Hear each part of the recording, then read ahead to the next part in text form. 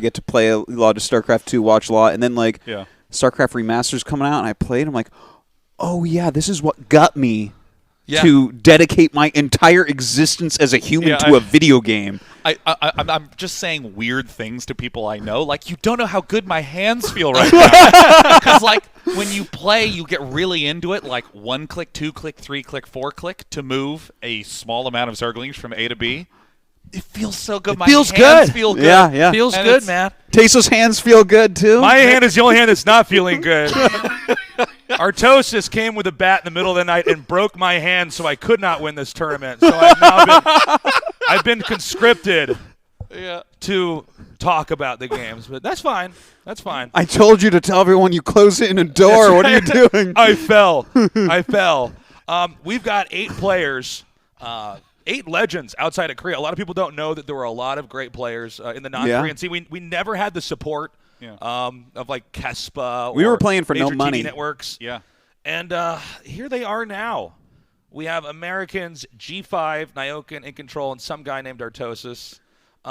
Draco from Poland, Rhett from the Netherlands. We also have White Rob from Ukraine and Legionnaire from Australia. And we're going to get a chance to have conversations with all of them here. And this will honestly be kind of like, well, it literally is a LAN party. Like, we're here. No, it's we're cool. We got it's PCs cool. spread around. We're on a couch, like around. we're laid back guys, you know? Like, we can host a show, but it's like, hey, you also might want to have a beer with us, right? We're down to earth. We got a Christmas tree back here because it's basically Christmas when StarCraft Remastered comes out. Yeah, look at that. Yeah, look at that. That's actually like a cat house, too. Is it There's really? like cat toys all over it. Look, it's got holes for cats to go through. We have not seen a cat in this house yet. Wow, maybe there's a cat. Maybe there's a cat terrified right now hiding in this house. I don't know. Our first match to start things off is going to be Nyokin versus In Control. Why don't we go ahead and talk about these two guys? Well, Nick and I met Dan when we were in 6th grade. And Nyokin Dan. Yeah. Nyokin. Fake Dan, as we like to Fake call Dan, him. yes. Fake Dan, because I'm the real Dan. There's Fake Dan right there. And there's Machine. Machine behind him. Machine's here. Oh, he's going to take cover now. He's like, I've been spotted, guys. He's going back. Sorry, go ahead. Whoever you are, Day 9. Yeah. I'm like, who are you? Like, You over there. Yeah, you over there. I'm Sean. Sorry. Go ahead, Sean. Yeah, like we actually met Dan in 6th grade. This is Nyokin right here. Nick and I, we had found the cool hidden channels because, Al Gore hadn't invented the internet yet, so there was no way to really find community sites and people. What would happen is that you would play a game of StarCraft, and once you thought that you lost, you didn't say GG and leave. You'd sit there and just talk to the person for a little bit. How did you do that? What happened? Because that was literally the only way you were ever going to know. Hacker. We didn't have replays. Yeah, we didn't have replays anything. didn't exist. And so, you found out about things like Clan X17 or Clan No Hunters. Yeah. Oh, God, I forgot about No Hunters. No Hunters, man. I used to go there all the time. Yeah. And then we met Dan, and long-distance calls existed back then, the idea of someone's far away, so it's hard to call We were racking him. up Mama's phone bill. Yeah. Calling Nyokin. We'd chat with him on Hopefully the phone. not while he's laddering, because we all used dial-up back then. That's right, yeah. Yeah. And it was kind of crazy because, you meet a whole bunch of people just playing games, and as the competitive scene slowly grew, Nyokin was just always there, always competing as a top American player. In fact, when StarCraft 2 came out, Nyokin was one of the few people that didn't switch to StarCraft 2, just said, no, I really like Brood War. I'm going to continue to play Brood War. StarCraft 2 is great. Watched it, but just wanted to keep playing StarCraft 1. I think mechanically he's one of the most gifted players in this tournament. He's really fast. He's really he is solid. Fast, yeah. I think strategically he's really good. Yeah. He was always known as a TVT expert, better than the other matchups, I would say. And in fact, these two played. Didn't they play in the USA Finals 2007? If I recall. Yeah, and Control 1. Yeah. Yeah. In Control, who I guess we can bring up now. In Control, this is, I would say, one of the most strategic Zerg players that you can find outside of Korea. He is very sneaky. He's very deceptive. And now, that's putting it tactfully. Jeff's cheesy. Jeff's cheesy is all hell in this matchup. Jeff is unapologetically. We're going to have lurkers getting slow dropped into main bases. Yes. I'm glad that you cleared that up for us. But he was he's been around since literally the beta of StarCraft 1. He started playing. Obviously everyone knows he's been around forever at this point. And he was like an undervalued Zerg in a lot of ways. Like he was in sure. TOT. Remember, TOT was like one of the best teams ever. Yeah, Templars of Twilight. Yeah, and they really cool name. No, look, are you kidding me? All of us have really cool names. That's right. Day 9, Tasteless. That's the coolest and name you've ever seen. Man. You know what? How do plants get nutrition from the sun through a process known as artosis? Artosis, yeah. An ID that sounds like a hip disease. Yeah. But yeah, in Control was like I feel like he was always like really undervalued, and you know, eventually he left TOT. They weren't really using him in Clan Wars and stuff. Came to Media Boys. Oh my gosh, that's the right. Media Boys are flooding through this tournament, but yeah, I mean he became, I think, one of the best foreign Zergs by the end of it. Before StarCraft 2 came out, it was really strong. Was good in a way that I never even attempted to try to be good at. I just did. I don't know. It doesn't like work in my brain because I'm like a super defensive. Let's make this game go on longer sort of player. Yeah. I just want to get more expansions, continue to build up, try to slowly grind my way to some advantage. But Jeff's the sort of player that goes, oh, you messed that one thing up, and he will just go like super hard all in for it. And it's easy to look at that and go, oh, that's just an all-in play. But with Zerg, you have larva coming in so slowly until you get to 5 or 6 hatcheries, which is very rare to even get to in this matchup. And Jeff would really commit to a lot of. He's somebody who will show information to actually throw the player off. Yes, he's one of the few, and that's actually very hard to do as a Zerg player. By the way, if we can actually throw that graphic back up real fast, just so we can show who's in this group right now. It's Nyokin versus In Control first, and then we have White Raw versus Draka. Now, the way this tournament is working, we have 2 groups. It's basically the GSL format. If you guys are familiar with that. For those of you who are not, who are new, basically the winner moves on to the winner's match. If you win there, you get out of the group. The 2 losers then face off against each other. After that, whoever won the loser's match then goes on to face off against the person who lost in the winner's match. So we have 2 people advancing, 2 people getting knocked out. That's right, GSL style.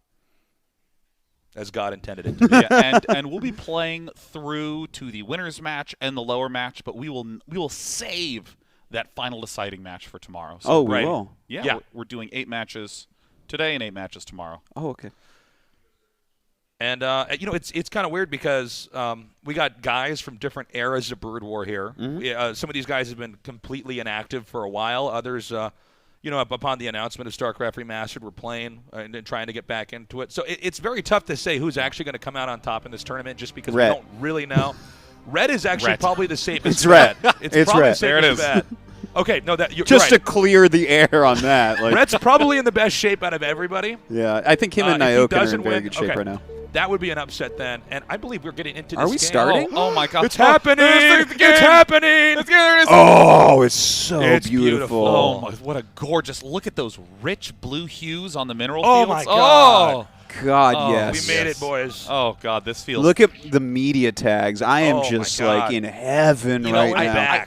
I was saying that this is a problem because this is going to turn that guy who's had the same crush on the girl for 18 years but never told her that one day his dreams might come true. And for me, that just happened. StarCraft Remastered just came out. So we got a ZVT here. We got Nyokin in the upper right as Terran, In Control in the upper left as Zerg. 34 SKUs. Oh, my God. Oh, I didn't catch that. What did he do? Okay, so Skew was invited to BlizzCon. He's Skew Media, another top American Terran player.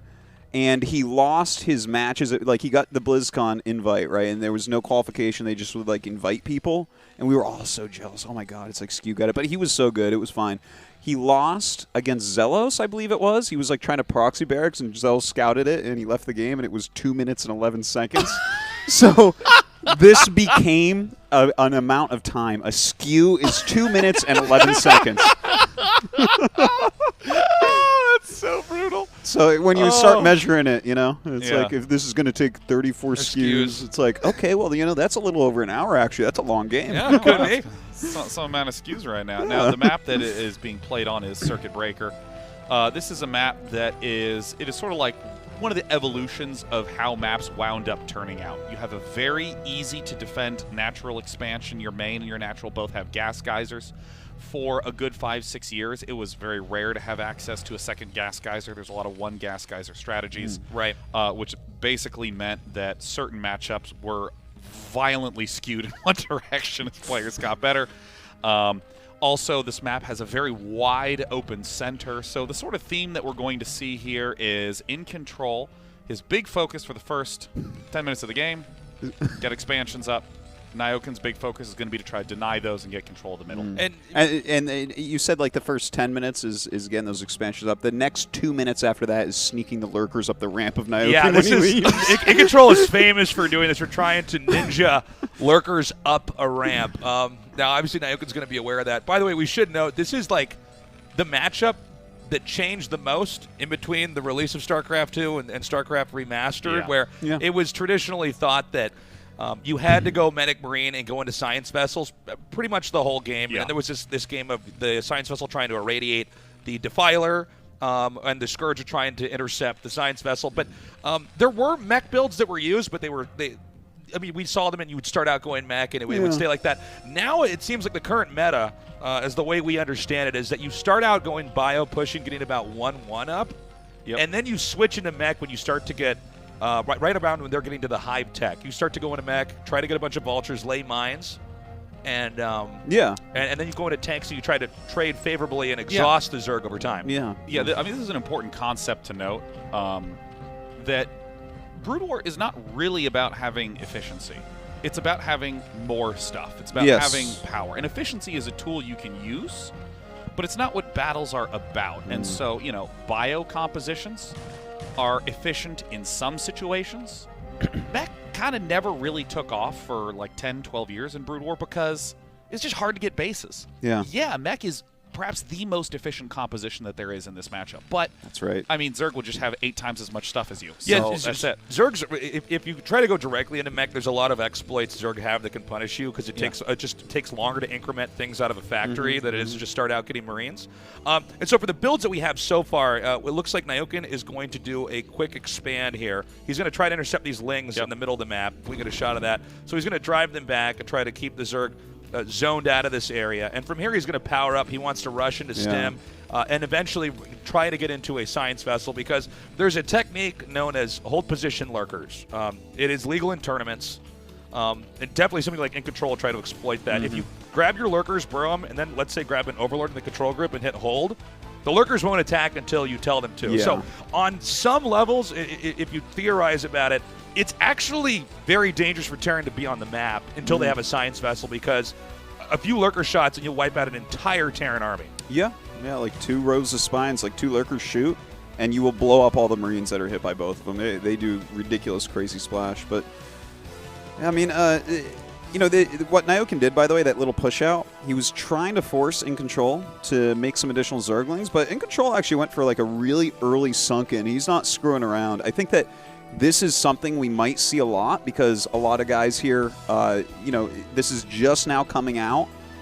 StarCraft Remastered and the tournament kind of came together at the last second. So I think that we're going to see extra like early game safety from people. No one wants to lose right off the bat to like just something that we kind of forget from 10 years ago where it's like, I'm supposed to place these units right here so I don't die, Yeah, I mean, I got to note that, like, there's super advanced, like, proper strategies, and you don't have to do any of this, guys. Like, just yeah, that's like, true. You're supposed to take 3 bases fast. If you're playing, don't do that. Just build another hatchery in your main base. Build extra units. The best advice you could give somebody in Brood War is just keep making stuff when you start out. Don't get caught up in all the fanciness of the strategy. I mean, you will eventually get there, but if you can mechanically get to the point where you're able to produce, you've gotten halfway there. Yeah. Because a lot of people start seeing like, I saw this guy do this fancy strategy in a stream, and I'm like, bro, you can't make SCVs efficiently. Let's actually focus on making workers. Yeah. Now, what we see Nyokin doing here, he's going to push out. This will probably force In Control to make more sunken colonies. He doesn't have lurkers yet. Can we get a shot of this? No, he has some Hydras ready. So if this is timed out properly, a lot of times it forces Zerg to make 2 to 3 more sunken colonies. And what you've done is you force him to waste some drones, and then you can turn around. But whether or not he does that, you can end up with a contain. Now, In Control snuck a base down here at the bottom left, as we can see, and it seems like Nyokin already. Yeah, he's straight losing it. That base is not going to last here at all. There's nothing he can do here, and it's very important, by the way, in this matchup for the functionality of Zerg. They have to have a third base up pretty quickly. You have to have a third gas very specifically. Well said. That's like what you need. And look at this. He's actually waiting for it to finish to make sure he can kill it. Okay. But In Control cancels. Smart move. But yeah, like this is it's kind of a tricky thing because in control. He didn't get the drone. No, he didn't. Oh, he missed. Okay, no, he's going to get it now. I was going to say. But yeah, like as Zerg, like you can kind of randomize where you put the hatchery. Like, for instance, a lot of times you won't put the hatchery there, you put it in the main, but maybe he was hoping that Naokin uses a scan or something like that to scout it. But, like, that's the most important thing that's happened in this game. Now, hold up. He actually might try to do the in control trademark move here. Okay, now he's not going to be able to get the lurkers to run by. Really good scan. Gets that lurker. Oh, he should actually have enough. If he keeps splitting this properly, now he can intercept these lurkers from behind. Yeah, they're dead. And this is in control up to a really bad start here. Yeah, I mean, you in control didn't go for the extra hatchery. There's the attack from behind, and there's the kill on the lurkers. So this is pretty dire for in control right now. Honestly, I think the hardest matchup for Zerg by a wide margin, just because it's so hard to get to 10 minutes. It's very easy to just all of a sudden I lost. Oh, there it is. Here it is. Lurker drop in the main base. Now notice the positioning of the lurkers here. The Marines end up filtering through in between the buildings and the minerals. So this is going to be really hard for Naokin to actually take out. And you have to remember that he can always pick up the lurkers and relocate them. Yes. He has to use a scan here to see that. The turret does not have enough range to see that, right? It can see the bottom one. It can see the bottom one. I think. Okay. But this is going to be hard. This is actually something that could turn this game upside down. Naokin cannot get a good engage here. In control is going to be watching and trying to get a target shot. Can he actually get in there? You might want to lift the command center after the scan. Oh my God. That's why this is dangerous, because things get funneled in. It's exactly like you were saying earlier, Nick. And all of a sudden, this is a very unusual strategy to face. Most of the time, Zergs go Mutalisk into Lurkers, into Defilers. In control, just going straight for this sort of harass style. And this is what's so cool, is that you might rarely see this in pro matches. But these are legitimately real, honestly frightening strategies, and brilliant. I love this by In Control. He's double expanding on the back of this. In Control, or excuse me, Naokin's going to have to waste more resources just trying to keep this alive, and I think this is relatively even right now. By the way, if you guys are from StarCraft 2, you should be noted that when you get drop and speed, it's for all the Overlords. Yeah. So it's not like when we see that Overlord driven out back there that he can't drop. He can drop his entire army and get all of his Overlords. So what In Control is doing is he's keeping the Terran pinned here, and even though Naokin had a really good start, this has hiccuped him pretty badly. Dude, is he going Zerg right now? Oh, is he just going to try to battle this through? Oh, my God. Well, he's definitely going to bust through these bunkers easily. Oh, my God. He actually got Hydra speed. This is a little bit more unorthodox. He's going to burrow down here now. Actually, I think Naokin might lose his game. Oh, my God. What a sick turnaround. Play. What a turnaround. Now, he has to very carefully inch lurkers forward. He's too far forward. He's overextended himself. This is really bad. The lurkers at the top are positioned well, but this is a good arc for the Terran Marines, and I don't think In Control is going to get a good angle on these, but it looks like there was just barely enough lurkers. He wasn't able to get either the top or the bottom one, so that this spread, it just optimizes the damage there. Now, In Control is going to try to nudge these lurkers forward here. If he can actually start to hit the SCVs at the mineral patch, this is going to be bad news for Naokin. It's a bit dirty, too, because that depot right there, it's good against Zerglings, but against this, it's really bad. Like, it's harder to spread your Marines and actually attack. So it's like he needs a siege tank right now. He does have the factory with an add-on, but I think he was going for mines. Okay, hold on. He's going for it. He's going for it. There's a lot here. He's sweeping to the bottom. He's managed to get a very good angle, and a single siege tank is out, but it looks like there's no siege mode yet for Naokin. Yeah, now a siege tank can still outrange a lurker, but it's not going to do. It's not going to do. You can't clear all that. Like, what's his detection? He's got like 2 scans. In Control's got this, man. This game is definitely going to him. Yeah, it looks like he's advancing forward, and there's some scans coming up on nose. He's going to try to target down the CC here. Oh, this is brilliant. Naokin is he has his Marines on the incorrect side, and he has to lift in order to actually get his Marines. He's going to try to repair. He needs to get this command center back a little bit up to the north. Now, In Control does not want to overextend here. Now, you got to remember, guys, there is a serious comeback mechanic in this game, so this may look pretty dire, but if In Control makes a few errors here, it could turn around. But first, he's got to clean up these lurkers and hiders at the bottom of the ramp, and just trying to get the tanks down the ramp and hitting the lurkers is going to be hard enough as it is. It's just very hard to control the situation for the Terran. He needs a science vessel at this point. He lost that 1 scanner, so he's sitting on 1 scan. He makes a drop ship, which, I mean, it makes sense. He needs to get out there and do something. Maybe he can deal some damage, but In Control is, like, defending everything really well. He is really far ahead. Yeah, I mean, this is a very deceptive situation to be in as In Control, because it looks like you're in really good shape. Oh, no. He's going to lose that. Is he going to lose it? Is he actually going to? Okay, he's going to get the unload. He's going to get the unload. Oh, no, the hiders are going to come in here and get the disruption. Oh, my God. That's so bad for him. And, you know, that was a risky move from Naokin because he's taking some of the few units he has and trying to go across the map to do damage, and he loses that. And this is smart here. Oh, Whoa! no. Oh, no! Oh, my God. That's the way that works sometimes. Yeah, well, if they're unburrowing and they're stacked like that, then you got to be careful. Okay, now they're gonna separate here eventually, but he lost a lot of lurkers back there. Yeah. Units are so stupid in StarCraft 1, man. Dude, well, so it's one of those things where the game is just saying to you, you actually do have to keep your stuff organized. Brood War is exactly. It's less a game about, ooh, did I make the magical right unit at the right time? And it's much more about, it's hard to be a commander. Yeah, it's hard to be on top. I know a lot of you guys, if you haven't played this game before, are going to be screaming at your computer and knocking Capri Sun into your keyboard, but this is how it works, man. You got to be very organized. You got to be very disciplined, or you're going to be in trouble. Now, Nyoken actually can break this, and it's important to point out the fragility for both Zerg and Terran in this situation. Sometimes the Terran can get a proper engage if he controls it right and kill everything from the Zerg.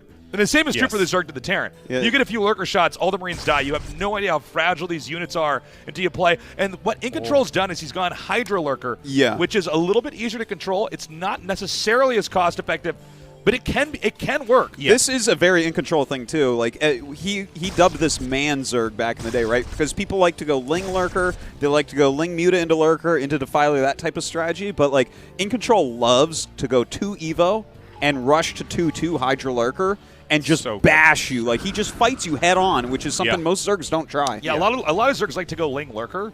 I know that's something you like to do a lot, Sean. I frankly prefer Hydra Lurk, but I think it's worse. But like, I think it's worse, but it's like technically, but it's like the thing is, if you can do something well, it's good. In Control set himself up well. I mean, he's doing all these positioning things. He's getting his expansions up, but this is the real danger period. This is what caused me to skew away from doing this, is that if you get Defilers have a spell that say, you're invincible in this area for 60 seconds, right? Dark Swarm is absolutely unbelievable. Ling or Hydra Lurker, things like this, like this sort of situation. This is actually... It's very easy to lose expansions like this. This isn't game losing, this is just bad. It's this period, though, where if Nyoken can get up a lot of tanks and a lot of Marines, he can swing back and win. Yeah, there could be like one big engagement because he's already got like 5-6 siege tanks right now. He continues to make them. If he can bring these back, rejoin his army, he might have a ball big enough to push right through the Manzerg style. Yeah, that is the real danger here. Nyoken actually went around and took out that expansion, and he's starting to stabilize pretty well. And I think in some sense, I think you guys would agree with this, if the longer Nyoken lasts in this game, the better he is against his style. Yeah, I mean, like, In Control probably have to begin transitioning, and the transition could be represented by a expansion, which we just saw get killed, or Hive Tech, which we see is not getting started. So this is relatively even. No. But this, oh my god, this is God. There's Jeff not an is so impersonator. dirty. It's Jeff. He's a filthy Zerg. He's trying to scumbag Zerg play here. So this is going to unload now. There's a lot of depots sort of unintentionally blocking this area off. So it's going to be harder for the Zerg to actually get in there and do the damage he wants to do. And I think actually Nyoken can basically bounce this back. Yeah, this is never going to win, but this is very annoying to deal with because the only way to approach this is with siege tanks. For example, look at the Marines. Yeah, he's attacking the front right now too. Oh! He's trying to not sure what happened there. But now the Marines are actually going to catch those Hydras. God, Nyoken doing some great plays. Oh, now. Here we go. Now Hydra's enough. Oh,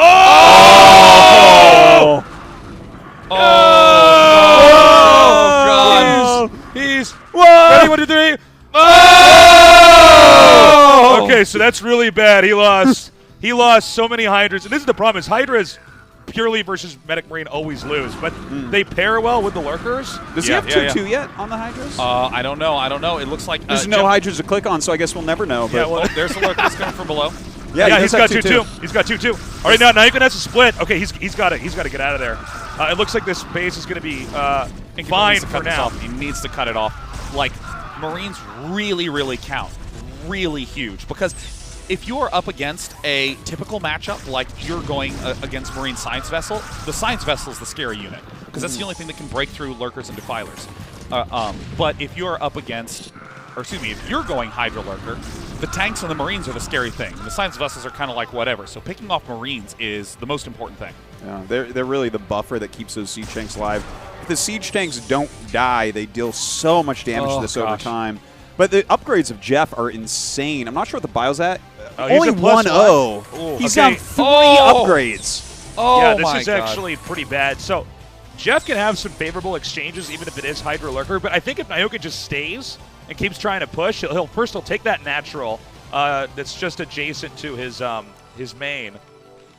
Okay, this is another thing you can do. And this, by the way, we see people try this in StarCraft 2 and it doesn't work as much, but because StarCraft 1 is so APM intensive, sometimes you can just try to take another main and they might not catch it for a while. This is a very stressful situation to be in as Nyoken. Typically, you double expand right now as Terran, and you begin to go mech. Why? Zerg is all cloistered back, defending up with Defilers, with Lurkers, has no mobility. Jeff, as we see, he's got a shitload of mobility. Yeah, no, he's that's got what drops. he goes He's got for. Hydralisks. Like, He's got to keep the vessel gonna get alive. a vessel? Okay, good job. He kept it alive. He's going to back up Siege up, and I think this expansion's probably going to fall. Now, Jeff is looking around. He's checking, okay, is there an expansion here? No, but, a hidden CC, if that goes undetected for a while, the Zerg could completely misread his position in the game and engage at the wrong time. Is Jeff going Hive right now? He's got Hive. He's Yeah, getting okay. extra hatcheries up. He's really starting to power up. Up 3 upgrades and going into his Hive, like... It's so close because Nyoken did get a lot of momentum back on that Hydralisk catch on this push up in the top corner, but push is starting to peter out. Jeff's like, screw it, it's a mineral base, man. I'm just going to bounce I was going to say, that's great if he gets that base, but it is a mineral base, right? I mean, if you get a gas base, it completely changes the way that Zerg can tech, but this is like great. He's going to take it out. A hatchery is, of course, also a production facility. But oh my God, 2/2 Hydras. See ya. Yeah, this is getting pretty tough. I mean, In Control is definitely in the lead. He doesn't have a clean closer till he gets to Hive.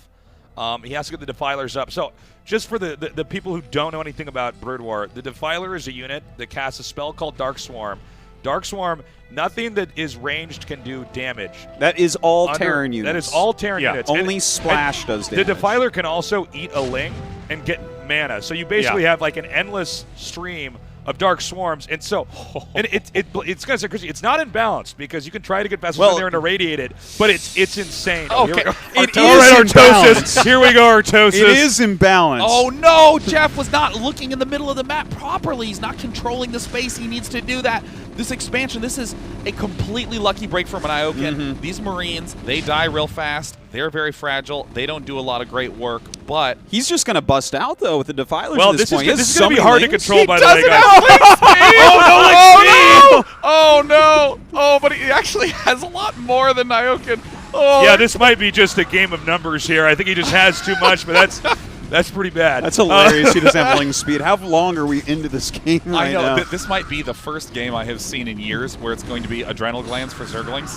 without Ling speed. There's the Dark Swarm. And again, anything under the orange cloud takes no damage from range. We should say that Lurkers do damage under Dark Swarm, just to clarify. Splash damage works, but no ranged attacks. So that's like literally Terran has no units that does damage under. It's like a sick weapon.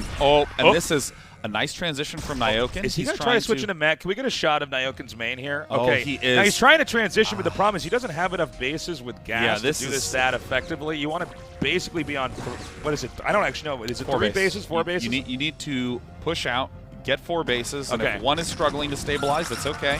But you need to have lots of money in order to make mech work. But way more importantly, the one reason why a transition to mech works is that the Terran player has map control. Yeah. Okay. Terran does not have map control right now. It got spotted. Can't cheese the cheeser. So, well, you know what? Actually, with the Vultures coming here, I guess Vultures aren't great against Hydras, but he can actually try to salvage. The problem is that In Control has enough muscle behind his army. He could probably just keep streamlining units down there, and this is going to be taken out. But you know what? Now that he actually is getting a decent amount of mech units out here, if he can actually get a good amount of spider mines out in the middle, like you can do some pretty sick comebacks with that if they just kind of drag in. He might have enough. I think he's just so this is like this the is longest so smart. 1A move. And with Ultras in the game, he can actually probably power through this and end this one. This is Jeff. This moment right here is exactly what I'm talking about. Every other Zerg, there there's it is. GG. There it is. GG. Nyoken falls and In Control wins game number 1. And I feel like the way that he won at the very end there, this game had like 4 traditional Jeff moments. Yeah, You know, like that. If I were in Jeff's shoes at the end of that game, what I would do is say, okay, let's shut down expansions. Let's expand. Let's grab the middle of the map. Jeff went, you're not making any more Marines, are you? I will just attack into your main base. That is always a horrible idea unless they're not actually making any Marines. So, I mean, that's just like very sharp timing. So I think a lot of that game actually came down to the lurker drop. Yeah. At the start. Oh, yeah, that was he was actually okay. It looked like he was going to win the game, and then the lurker drop came in.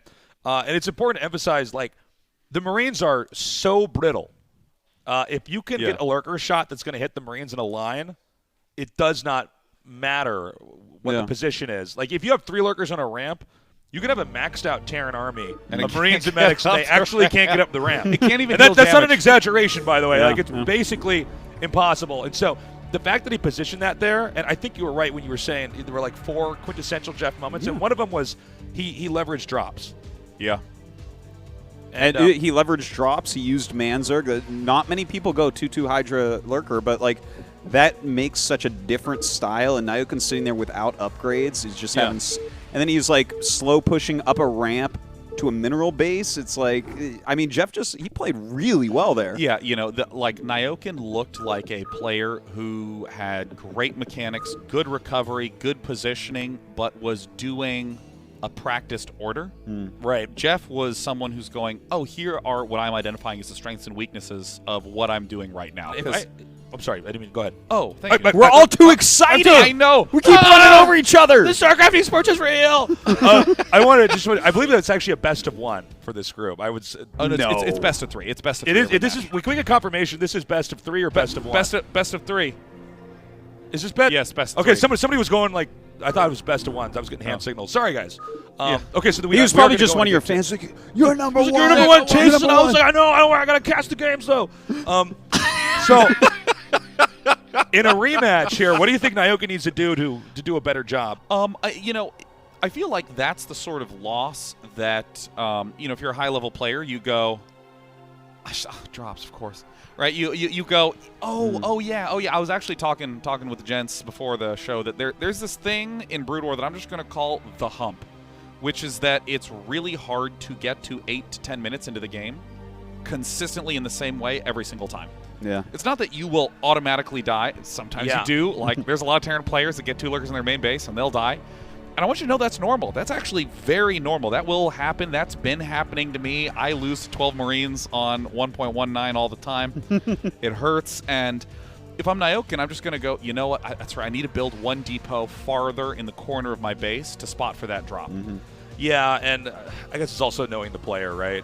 I mean, you got to think, okay, in control, like, especially with Hydra Lurker, drops are actually pretty damn good, just in general. You can actually get in there and hit everything. It's an essential tool to Manzurg, yeah. It's not like if you do Lurker Ling, where sometimes the Lings sort of spill in and get shot down by Marines. Oh, just for the way it works. The Lurkers are broad. There's that as well.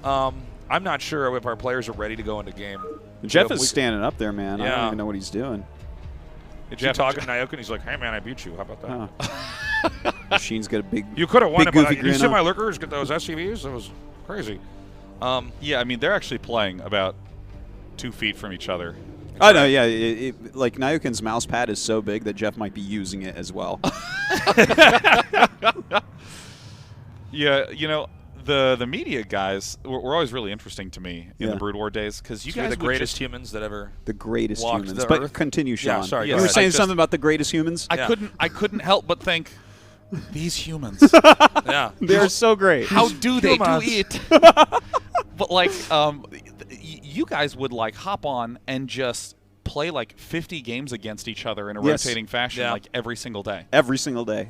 Like, we had a little Ventrilo group, and it just everyone would play, and it helped so much. Like, everyone raised to such a high level. By the end of Brood War, man, USA was better than anywhere but Korea. Like, everyone was practicing their asses off. Germany would like to have a word with you. Yeah, Sweden I'll have a like word with Germany any day, man. Polish kids yelling at their monitors right now. Kidding me? Noni, Hydra, plus the nerds here. Oh, jeez. Actually, eat it, Mondragon and Infernal. We're into game number 2. We got Nyokin here in the upper left. We've got In Control in the bottom left. Infernal was so cheesy. It was like always winning everything. I don't know how it happened. Oh my god. Pat was good, man. He was a good player. Oh. Oh, yeah, we were great. America was great. Yeah, I mean, America #1. Yeah, you guys were, you would all play with each other, and you'd all discuss really intently what, you thought needed to be changed and improved in these games. It was really cool. It was like the most fun time. It's the closest thing you can get to a pro house, basically, is if you have 8 people in a, or you guys now would be Discord, right? But we'd have 6 guys specking, 2 guys playing, everybody giving input after the games. It's the way to do it. Definitely. So do you guys think In Control is going to go for the Manzurg style again, a Hydra Lurker? This map is weird. It's a really weird map. This is Arcadia. Yeah, so Arcadia is a map that, again, has some fundamentals to it. You have a very easy-to-access second base with a gas geyser, but this has an unusually easy mineral-only base to protect. We saw in the last game mineral-only bases are often a little bit off in an angle, have multiple attack entry points. You can get them, but it's sort of like if you're in a rough spot and you're just trying to claw your way in, getting another base. Not the case on Arcadia. You get very easy access to extra minerals. And if you look at the mini-map, Shampoo, if you can show us the 9 o'clock. Oh, Jeff doesn't have another hatchery. He's just almost done with his pool. Quickly. Oh, wait, is he going to There's an island. It's an island right here on the left at the 9 o'clock position. And there's another island at the 3 o'clock position. Wait, is he going 1 hatch Lurker? No, it's not Lurker. He's just going to go Lings. Like, Nyokin went, 2 Marines Command Center and was really skimping last game. And this is something about Jeff. If he sees you doing something that he thinks is weak, he'll just blind hard counter. He will absolutely try to screw up. This is so brilliant. Look, see, Jeff, he's sending out this. No, you messed it up, Jeff. You take the you want to make it look like you're trying to get a hatch. Okay, so he's going to get in here. Now, the problem is that Nyokin is going for a wall in here. Which is very unusual. And so, this is not what I expected him to do. Dude, so Nyokin's actually basically fine. Yeah, Lings can get through the double depot, but if you build a 3rd depot behind it, it's completely tight. Well, he's actually is he making a bunker? Am I seeing this correctly? He's going to bunker over there. Yeah, no, that works too. But I mean, this is actually like a new thing, by the way. I was actually when the ladder pool was broken during the beta, where everyone was spawning the same positions every game. I was like, I'm gonna go 4 pools because I know where my opponents are, and every Terran was walling in, and I was like, wow, that's really weird. Map hackers. This is this is actually just not going to work. And Zerg is supposed to have a 2nd hatch by now and begin mining. Yes. So Nyokin is basically fine. Now we're going to see if he can leverage this to his advantage, but Nyokin is basically not going to die at anything right away. Zerg, you can see they have to juggle drones in and out of gas, so he's going mining only minerals now to try to catch up, because you actually sacrifice a lot of drones, or the opportunity to have drones when you're doing something like this, going for 1 hatch right away. Yeah, he's not going to be able to break him. Okay, now this is a funny part, right? Because he moves the SCVs back, and I think that's what Jeff was actually checking for last time. He has a couple more Lings coming up. There is the possibility to run past the bunker, but I think there's 4 Marines in it, so it's not a very good idea. I got to emphasize here. But if LZ Gamer was here, he'd have 18 Lings, right? And he would, maybe no speed. Maybe you're right. Maybe it is 18. Maybe that's the magic. There's no speed. All right, he crosses his fingers and just runs up the ramp. Okay, this is dangerous for Nyokin, but also very skillful. He's just barely trying to push these back, and this is what makes Brood War such an interesting game, is that it's not, he's going to get this unit and then that different unit, so I'll respond with this new unit. It's a lot lot of... It's not just decision trees. It's how you do it. Yeah, you things are not hard countering each other, generally speaking. Yeah. If you control stuff well, you can kind of win some of the craziest fights. And we got to emphasize here, Marines are very brittle until they have medics with them in stim. No, that was a good move. So what he's doing is he's going down the ramp because he wants to have a superior surface area where the Lings can't get us around. So he nudges down there, shoots down some Lings, and backs up. In Control is actually in a pretty problematic position here. Just economically, he's going to have to try to catch up as fast as possible. He's on 2 hatches, getting a layer. I'm liking the position from Nyokin. Yeah, Nyokin is really stabilizing himself nicely. I mean, he's doing, in essence, eventually, if you tuned in 10 minutes, you'd be like, oh, look, he's a normal Terran. And that, I think, is the hallmark of a strong Terran player, is they're just very good at converging to the same stable mid-game every game. It's a mechanical race. You get your wins by grinding the mechanics of it and, just making units. Now this is such a brilliant timing from Nyokin. Look, this is pretty ballsy, by the way. If In Control had kept making links, it would have been surrounded, but he read him really well. And actually, he Archie Medics there. Wow. He's actually just going to bust him. This is like the most perfectly timed. That's wow, GG. That was so well timed. So that might look to a new player a little bit confusing, like what happened. He just made Marines and killed him. But the fact that Jeff went for an opener like that with a lot of lings. And in a hope to punish a Terran that might have had Marines on the low ground, he was just in a bad spot. That was about as clean of a Terran game you can have there from Nyokin. Yeah, and I mean, it's those games that, like, if I'm the Zerg, I literally feel so bad about myself. Oh, it's horrible. That I'm like, I'm never doing that again. But then Jeff also won the national championship. Yeah. Against this guy. Like this. Yeah, and that wasn't just a lucky year. Like, this is a rematch. Yeah, Jeff always pulls off insane wins like that. And, you know, the price that Jeff pays for his ability to, you know, win tournaments and win games like that is that sometimes you have a derp-ass game like that, and that's fine, you know. And to be honest, there was, like, some luck there for Nyokin. What if he had scouted in the other direction with his SCV? Yeah, very true. The Lings will do something there, maybe not win the game, but you know, he'd get some value.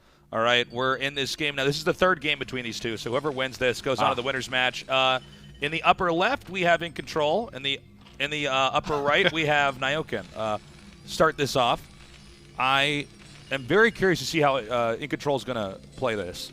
Yeah, because he's got to make some serious decisions. He's playing around a standard meta. Yeah, this map is modern Brood War, period. This is Fighting Spirit. This is considered the best map that has ever been made. Yeah.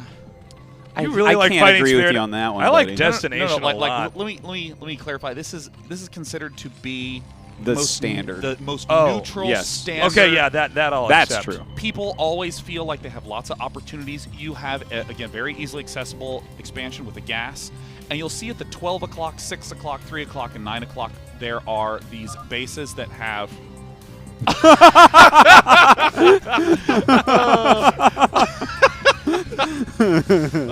you'll see that you actually have a kind of easily accessible third gas. So the map has a mostly open center, but it's shaped in a circular fashion. So this allows for lots of economically focused builds.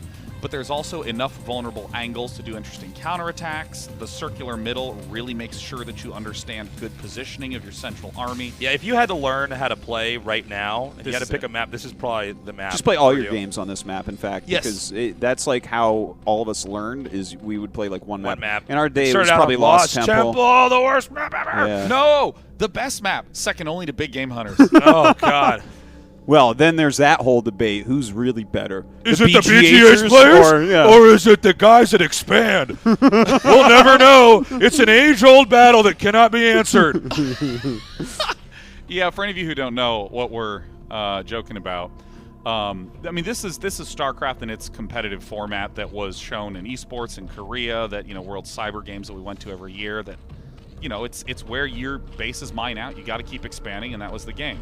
At the same time, there's an entire community that developed on infinite money maps, such as Fastest Map Possible. And they play with flippers on their hands because it's so easy to play.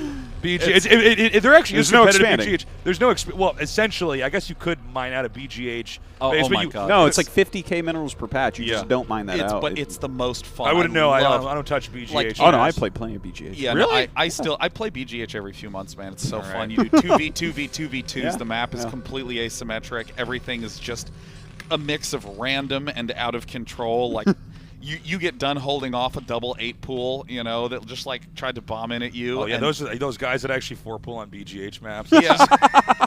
That's gone super meta. Yeah. And then all of a sudden you get attacked by 8 arbiters and they freeze all your minerals and you're like, I don't know what game this is. So we have Nyokin shifting gears here. He's going for a expand on low ground. Now, let's say that In Control was doing the build he did last time.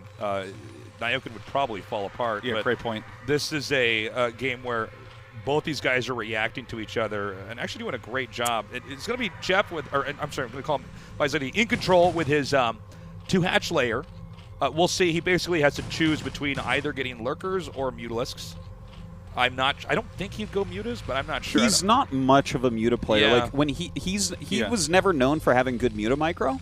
It's just not like within what he practiced. Like he's a strategic player. So like when he went mutas, it's because he knew he would catch you with the mutas so that they would do damage even without superb micro. Yeah, it was not a technical. It was more of a surprise play. Yes. Then I'm gonna really micro and eke out damage with these mutas. So let's see what he does though. He's getting a second gas.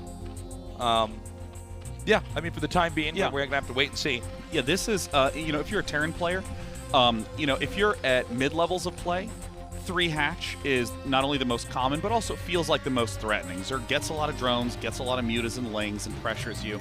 But I feel like at low levels and at high levels, like at those two ends of the spectrum, a 2-hatch Zerg is so scary because it maximizes the amount of options early in the game for Zerg. Yeah, Zerg can start throwing punches pretty fast. A 3-hatch Zerg is, you're trying to get to a point where you can actually start to have that momentum later on. Yeah. But I'm not surprised at all that In Control is going for a 2-hatch play here. We're still waiting. We're looking for either a Hydra Den or a Spire. There it is. There it is. Spire. Okay. Yeah. So there's are those both Sunkens in the front? Because sometimes he puts a Hydra. Okay. Sometimes he tricks you with a Hydra Den out there. Yeah, that's actually or an Evo or something like that. Yeah. Because a lot of times Terran just come here and they see stuff making, and then they back up and it was never anything. He also has done a technique before that I've seen. Because a long, long time ago, I used to play sometimes Terran against Zerg, and he would do this thing where he puts a Hydra Den out there and keeps it, so that you think he's going lurker, and then he blindsides you with mutas. The year that he won, I can't remember, 2007. I think I got top 4, and he eliminated me. And he put down a Hydraless Den at the front, so I started countering lurkers. Then mutas flew into my base. I had no turrets. I lost all my he did this to me SCVs. he did this to me in some online tournament a long time ago, where he had a Hydra Den at his front as a GVP. And I'm sitting there like, idiot, show him use Den. And then you just fly into my main and I lose, and I'm like, no! Yeah, and I mean, I just want to, give props to Nyokin for just so beautifully cutting corners is not quite the right word, but I mean, there's no bunker at his front. He needed to build a supply depot, so he built a supply depot at his front to try to wall in. He leaves his base with this very small amount of Marines, and at the same time, he sends an SCV down to the bottom right corner. Yes. He's scouting there. And of course, the move out protects the SCV, and he's splitting his scouting. Yeah, and here's a second SCV. Now, this is the most likely place for Zerg to expand, by the way. That's brilliant. So good by Jeff to have those Zerglings there. If you want to go super meta, you put 2 lings there, and then you send a drone to the bottom right. That's or the bottom middle. That's the LZ Gamer base right there. Now, I don't know if he's going to have enough, though. Let's see how well Jeff controls his mutas, because there's actually... If he had just made a beeline there, he kills a lot. Come on. All right, we see In Control trying to mute a micro against an SCV and not working. This is like Nyokin is completely underprepared, and Jeff should 100% not go around like this. He hid the drone. We got to see is he going to find this drone or not? It's so important this drone survives. Even if he doesn't get the hatch now, he needs to keep the drone alive and get the hatch later, because the travel time is actually too much, and he hasn't found it.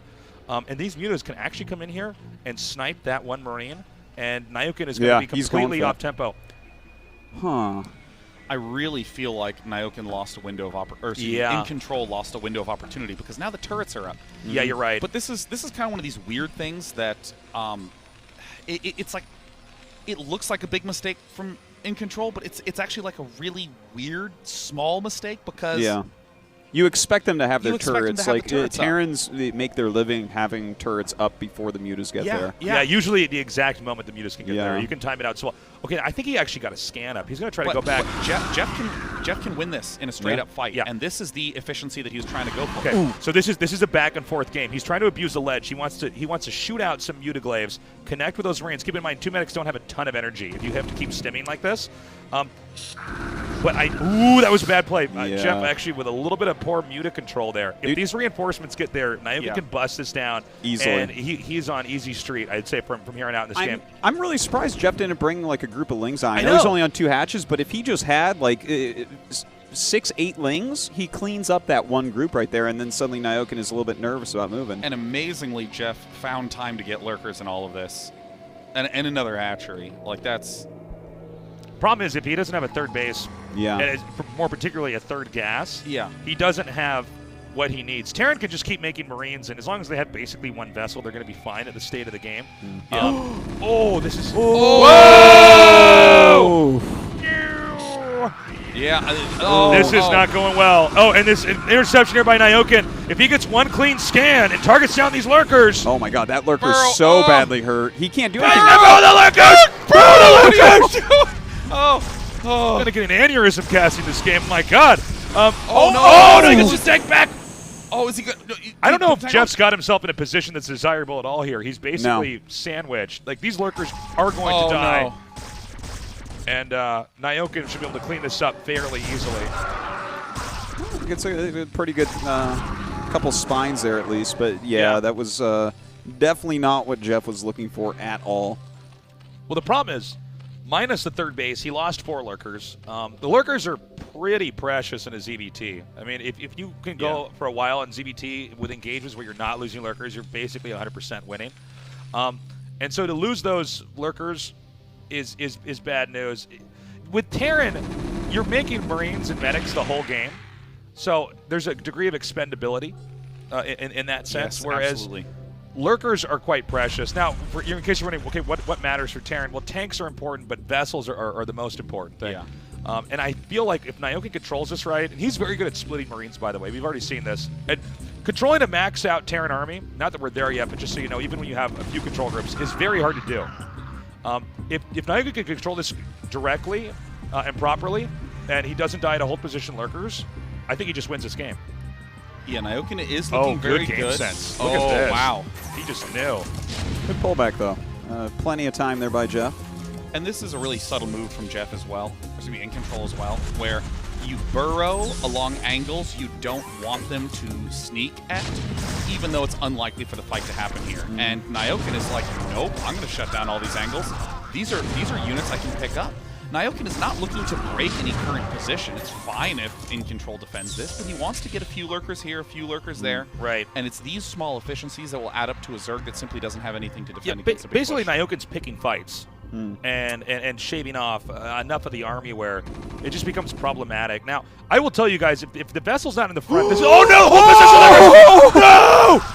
I was about okay. He beat me to it. I was going to say, hold on, because he's going to connect. He needs to get the vessel. Oh my God! Oh, good save. Okay, so you have to lead with the vessel always, and it's a lot harder than it looks when you're controlling this many units because someone like In Control is going to go for hold position lurkers and completely obliterate your army.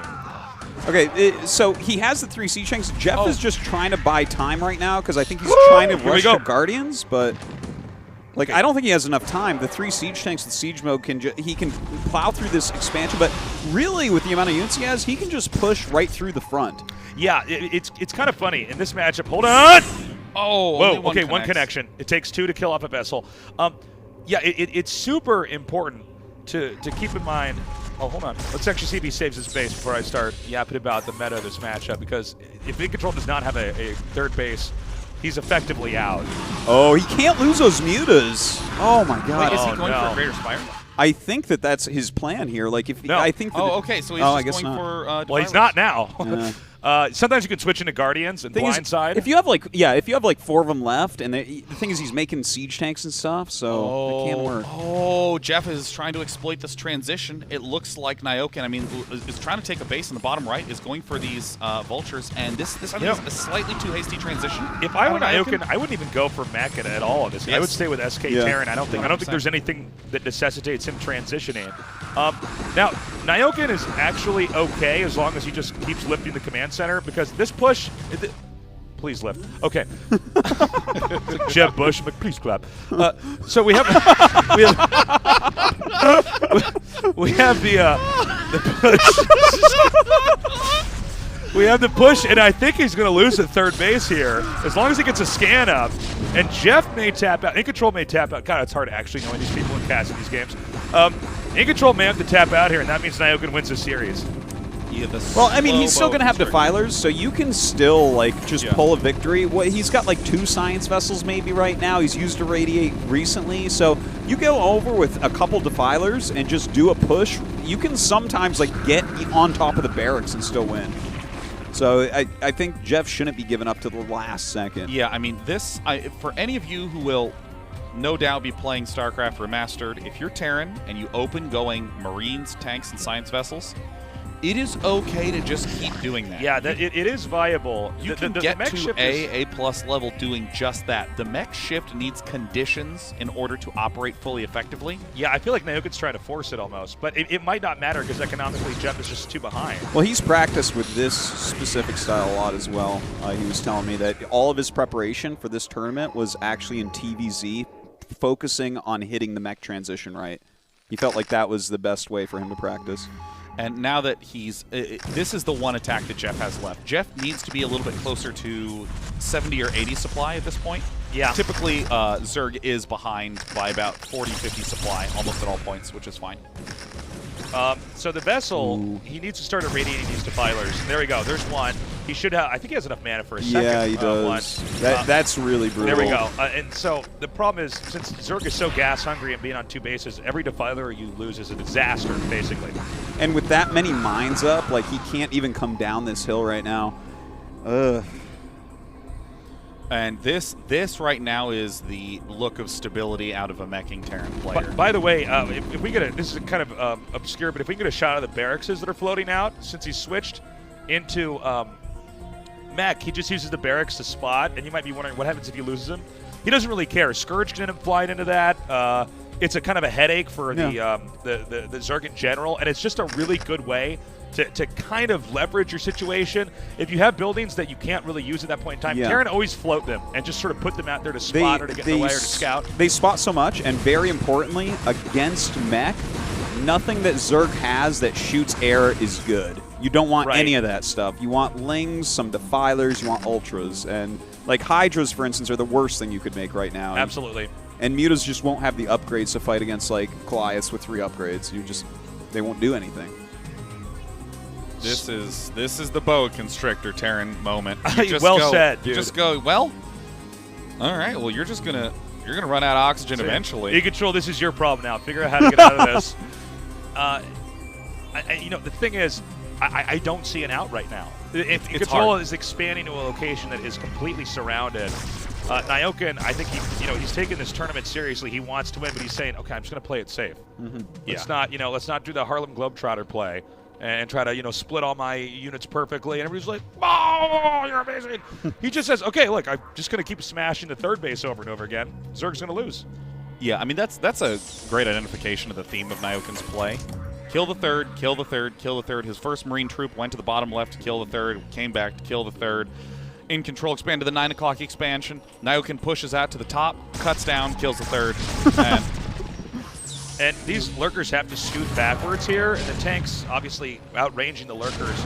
It becomes incredibly problematic.